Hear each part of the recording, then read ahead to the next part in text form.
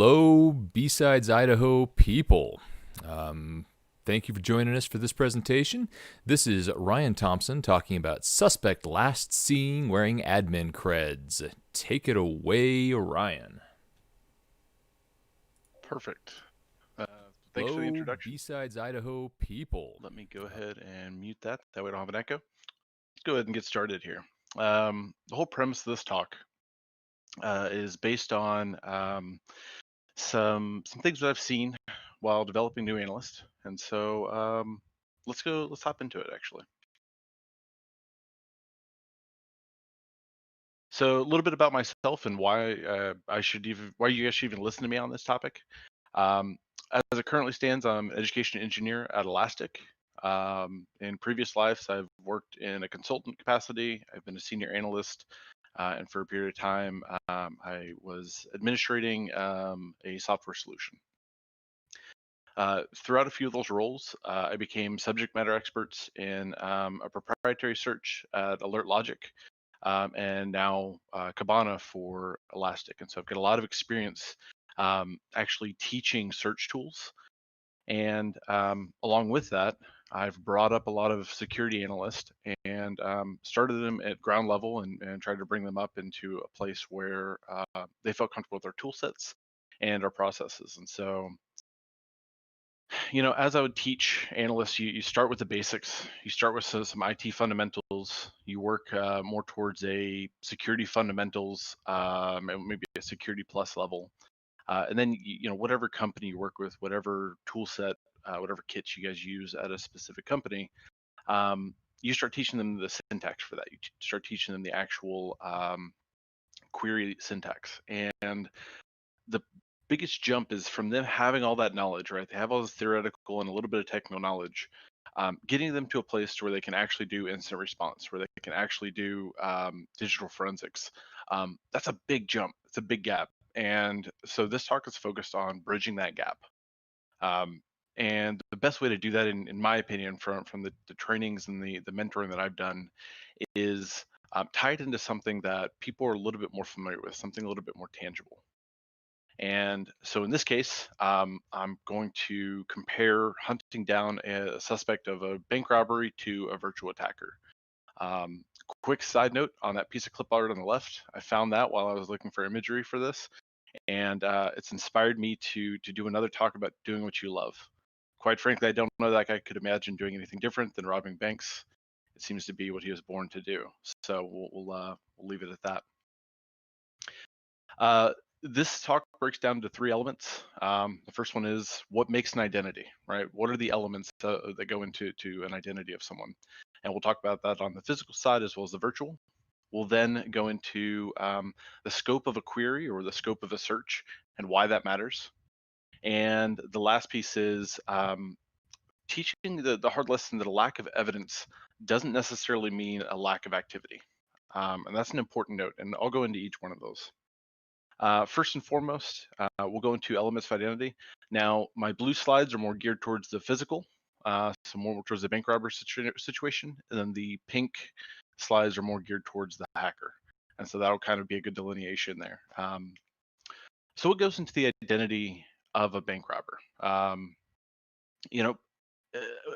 often think of the signs that I see on the side of the highways that are looking for a specific vehicle. Maybe a news report says the suspect was last seen wearing a certain type of clothing. In this case, it'd be a striped shirt, black pants, ski mask, carrying a bag of cash, right? And then there are other ones that are a little bit less obvious, but very, very important, such as like spoken language or maybe a dominant hand. And so when we start thinking about the quality of these indicators, we need to start thinking about how hard it would be for them to change these elements about themselves. And so as you're going through here, you can kind of make some judgment calls about how hard it would be to change your hairstyle. Pretty easy.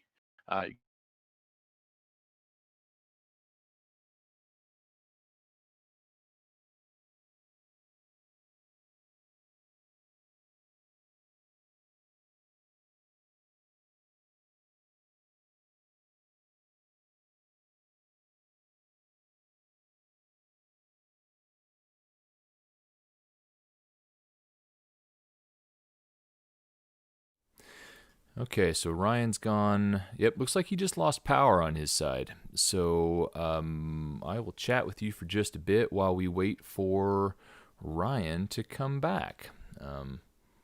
If it's this is the joys of doing these things live. Is occasionally there are some issues. We might not have a chance to get all the way through the rest of Ryan's talk. We'll see how things come together and how quickly he can get back up and rolling.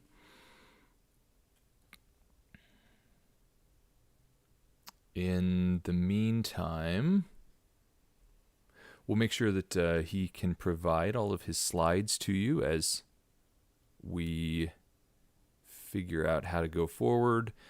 Maybe I might re-record his talk in our own time, and we can make that available on the website later. So, yeah, I suppose in the meantime, everybody's welcome to jump on over to, we're still getting track 2 built up. If I'm not mistaken, Knight is over in the CTF village still, and he would welcome having people come and ask him questions there.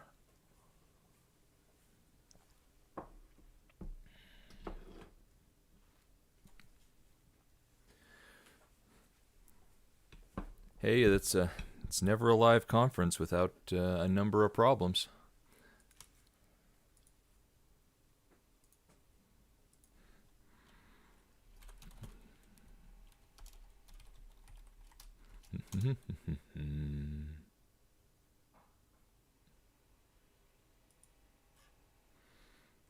I know Ryan's not here to hear this, but I do want to thank him for coming to join us. This is, I believe, his first time speaking at a B-Sides event. In fact, there are a lot of the presenters this year are first-time presenters. So that's one of the great things about B-Sides in general, is it provides an opportunity for folks to join in on security speaking who have not had a lot of experience. And with that comes some fun technical challenges from time to time. Oh, looks like we're starting to get... Hey, I think we've got Ryan back. I do apologize, guys. I just lost power on one of the sunniest days we've had in a while, so that's fun. Welcome back. I was just vamping for a little while, so you are welcome to pick this back up and go. Excellent. Let's go ahead and open this back up, and we'll see. We'll see if we can get through the rest of it. So I will pick up the pace a little bit, right? We talk about changing these elements of an identity. Some are harder than others, right? You can make pretty quick alterations to a hairstyle or hair color.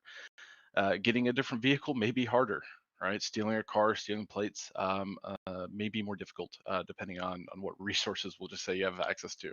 Changing clothes is pretty easy, but something like a spoken language is much harder. Becoming fluent in a new language takes years, and as a result, it's a pretty tough one. And so as you start stacking these in the order in which I guess you're stacking them in the order of the ease of the ability to change these for an attacker, or in this case, a bank robber. You get pyramid of pain is what they call it in the virtual world. Now, I don't know if our law enforcement has a pyramid of pain for the real world, but this is what it would look like. Right down at the bottom, you have clothing. As you go up, your hairstyle may be easier to change. Your phone number is a little bit harder. The vehicle's more difficult. And then as you get to the top and you start talking about the way that you commit the crimes or a spoken language, those are very difficult to change. And so let's take a look at what that looks like on the virtual side. So we're still in elements of an identity. We're just switching sides. So you've got a little hacker here. He's got his laptop and his hoodie, for some reason a bandana. And what makes his identity as an attacker? A piece of that is going to be the domain, where he's hosting malware, maybe an IP address that he's actually attacking from, the ways in which he's attacking, the tools that he's using, maybe a user agent string, right? And so once again, we're going to take a look at how hard it is to actually go in and change these things. Domain is pretty easy. You can purchase a new one. IPs, you can spin up a new instance or proxy. Tools and tactics. This is something that a coworker put into a really good frame of reference for me. Just as the blue team side and the legitimate side of information security goes to SANS trainings or spends time in their own lab, you guys know what type of effort it takes to truly learn a new tool or a new tactic. It takes a lot of time, and the attackers are no different, right? Switching from tools from one tool to another can be a large time sink. And you have user agent string down there at the bottom. You install a plugin and you're done. And so once again, we rank these in terms of the difficulty of changing those. And so keep this in mind as we go through these two different scenarios. And these indicators are not all created equally. Some are easier to change than others, and that'll change how we build our queries and how we actually go do investigations. So next section is the scope of a query and why it matters. More importantly, right? So we've got this bank robber. We want to catch him. It'd be really easy for the police to put out a bulletin that says, "Hey, we're looking for a guy in a striped shirt." Right? They're probably going to get a lot of hits from that. That's going to be way too broad with a low quality indicator. Where on the other side of it, they said, "Hey, we've got he's wearing a striped shirt, he's got black pants, he's got black shoes, he's wearing a ski mask, got a big old bag of cash." It's much more specific. And so when you actually go and implement these, you see problems with both sides being so specific and being so broad. So on the left-hand side, if you're just looking for striped shirts, all of a sudden you're having what I would consider that to be a false positive, right? You found somebody in a striped shirt, not a strong enough indicator, not enough indicators to find the right person. Where on the right-hand side, you've built your requirements for the identifying this criminal is too narrow, right? You're said he's got to have a striped shirt, he's got to have black pants, he's got to have black shoes, he's got to have these things. And if it's a low quality indicator, those can be easily swapped and they can go right past your detection. And so all of a sudden this guy's running free because he swapped black shoes for blue shoes, and that doesn't match the set of requirements for identifying them. And so out of the two, I'm much more concerned about the one on the right. I don't want active criminals going by. I don't want false negatives. And so how do I avoid that? So let's go ahead and take a look at what that looks like in the virtual world. Let's say you get an alert in, and it talks about a successful brute force on this .3 system over on the left-hand side. It's for username admin.james. And you've got this .55 over on the right-hand side that the attacker used to commit the brute force. And at this point, it's pretty fair to assume that that hacker has the credentials for admin.james. So we know that. Tuck that knowledge in the back of your head because that's important. And so I said that once an analyst has an understanding of query and syntax and tools, they want to jump in and they want to leverage that. They want to prove that they know what they're doing, and they want to build a complex query to find the bad guys. And this is what it normally looks like. They say, cool, I know the host, I know the source IP, I know the user, I'm going to put all that in. The problem with that is, as we discussed earlier, the IP that the attacker is using is not a great indicator. And it wouldn't be very hard for them to spin up a new IP. Now they have the credentials for admin.james. There's not going to be a brute force indicator. There's not going to be an alert for it because they already have it. It's going to be a one-shot login. All of a sudden, if you've narrowed your focus too close, too granular, you're going to miss that activity. It's the same thing if there's another machine on the system that shares those credentials, right? With all the specificity that you use for this query, you are blind to a lot of the activity that could be.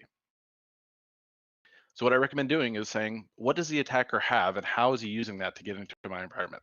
And the most important thing is those admin credentials.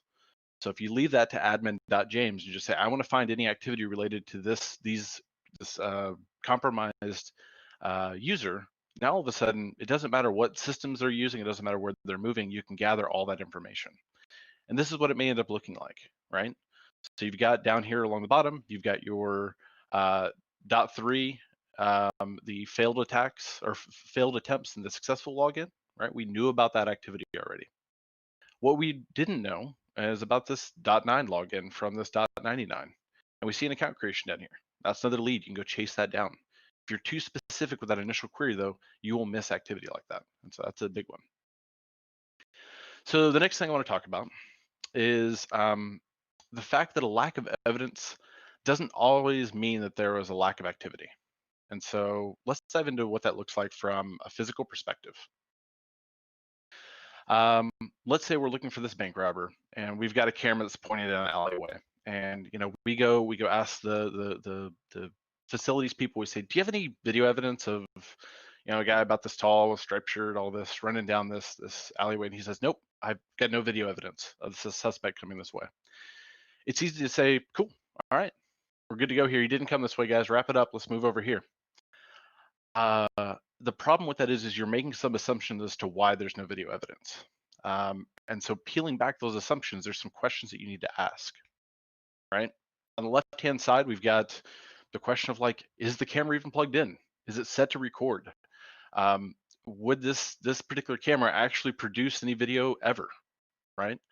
On the right-hand side, yeah, cool, it's plugged in. I see the little red light. We should be good to go. Well, you need to go check the drive. Well, where does that video go? Does it go to a tape? Does it go to a drive? Is it full? These are questions that you have to ask. The other thing is, how long is retention? Maybe it's stored for a week, but this robbery happened 2 weeks ago. You're no longer going to have that footage. And so those assumptions can really get you. And we don't need to just immediately assume because we didn't find the evidence that the activity didn't occur. So let's shift a little bit. We're going to talk about the same thing for a virtual attacker. Once again, maybe we think a specific user was used for a type of activity, and the level 1 admin says, hey, there's no log evidence of the suspect gaining access to the system. We're good. Once again, we have to check those assumptions. For the first one on the left, okay, cool. The attacker gained access. But does that system even log that type of activity? Or the audit policy set up correctly to store that information and log it as an event? Or does the system just say, hey, we're good here, right? Going further on the right-hand side, normally, especially in a SOC environment, you're not logging on to the individual device. You're viewing it through some type of SIM or some type of query system, maybe an API.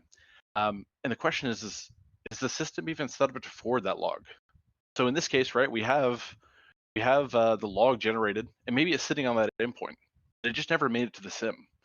And so you ran this query, it came back with nothing, but that doesn't mean that activity didn't happen. And so I'm going to walk through an example. We're going to go through how you could do a sanity check on these types of things. And so the example that I'm using is we want to answer this question. Has dev.tom created any scheduled task on this .25 host? Seems easy enough. And once again, you've got your level 1 analyst who's knows a little bit about security, knows what a scheduled task is, has the query language down, and he builds this query. On this host, I'm looking for scheduled task, and I'm looking for it coming from this dev.tom account.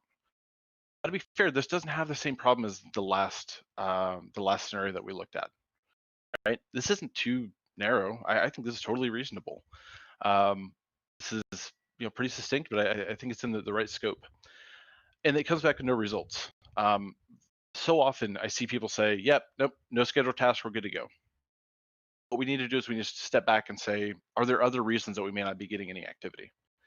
And so the first search I would run, if I got this result for a sanity check, I would say, okay, I don't care what type of activity, I don't care what user, am I getting logs from the system? Are they even making it over to my SIM? That's the first question. And in this case, it looks like we're getting some activity. That's great. The next question is, if somebody were to create a scheduled task, would that system even log it, and would that be sent over to the SIM? Right? So you start to broaden out your search a little bit more. You say, I want to know all scheduled tasks on this .25 host. And we can see that admin.dave and dev.sarah created a scheduled task at some point. And so it's safe to assume that this system is not only logging, but also forwarding those logs back to the SIM. So we can go back to this initial search right here, and we can feel more confident that that activity didn't actually occur. So this is a big one that gets people, especially in an MSSP environment where you may not be as familiar with the endpoints or the configuration. And so I'm not going to go through this, but this will be in the slide deck that I'll offer to you guys. But this is a real quick flow chart, and it's basically asking the same two questions, right? Once you get those empty results, are you receiving logs from the host? That's the first question. And if you are you receiving similar message types, aka are audit policies set up correctly? And if both of those answer yes, no activity occurred. If not, there's some things you may need to check. And so um, these are the biggest points that I see is the scope of a query being too narrow to start with, or the assumption that lack of activity, lack of evidence equates to a lack of activity. And so when we talk about the scope of a query, starting too narrow causes actions to fall outside the scope of what you're looking for. And the remediation for that is starting with a broad query with a strong indicator will help you avoid that missing activity. As for the lack of evidence, keep in mind there's always multiple reasons why a query may return zero results. You have to do the due diligence to figure out why that's actually happening. Once you figure out why, you may have to go fix some configurations. You may have to go set up some audit policies. You may have to enable log forwarding or figure out what firewall rule is blocking that log forwarding, whatever it may be. Just don't jump to the assumption because it's not there that it didn't happen. And that is all I have for you guys. I want to open it up for questions at this point. Are there any questions for me? I think Shane's doing me a solid and checking the Yes, sir. Discord. We're watching the chat up here, so I'm not seeing. Folks don't have a lot of questions for you quite yet, so I'm really glad to see what you've come up with here. I love this idea of the things that you're looking for are maybe not telling the story that you are really trying to tell. There seems to be this idea of Correct. making sure that it's not just, hey, do you have questions about this? It's are you actually attempting to distill the right thing out of what you're asking? So is there an idea that you see people make, a problem people make in the, is there a mistake that you see people make live more often than others? You do a little bit of training in your day life, so. Yeah, I mean, the first, it's definitely the second. The second one is the more challenging one. When they build a query and no results come back, they assume that that query is correct, and they assume that the data is there even if it were correct. And that, I think, is the biggest one. I don't know that I have any others that fall outside the scope of those two. I've got some others bouncing around, not fully fleshed, but yeah, it's once again, it's that mix of having just enough information about security and the tool set and not having the experience that is a really dangerous combination for making assumptions about what's coming back in your data sets. That's what I see. That makes a lot of sense.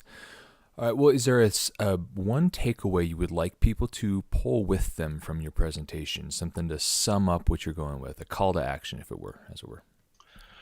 A call to action is to do a better job or strive to be better at understanding the underlying data sets that you're querying. We get so wrapped up in whether it's Splunk or Kibana or a proprietary setup that we think that we can punch this in and get the same thing every time for any environment. And a big thing that I see is that people don't actually understand what they're querying. They don't understand what a raw log message looks like. Whether that be a CloudTrail log or heck, a PCAP or a snort log, whatever it may be. Strive to understand what that underlying data looks like, and it'll help you build stronger queries overall. Great. So it turns out I cut you a little early. I misread the schedule. So you do have a little bit more time if you'd like to hit another concept. And by the way, I would also, because of some of the technical difficulties that we had here, I want to offer you the opportunity to re-record this, and we can post that up on the YouTube afterwards if you'd like. So that'll give you an opportunity to say it the way you want to. That sounds great. I'll definitely take you up on that. I don't have any other points that I want to drive home. There's going to be some expansions on this talk in the future, especially given that not all conferences have a 20-minute window. Some have 30 minutes, some have 45, and so there's some others bouncing around, not fully fleshed out. And so I will keep you guys posted if you take a look at my blog, my LinkedIn. I will make sure that I post whenever I update this slide deck and make it available to you guys. Well, I look forward to seeing what you have to say in the future.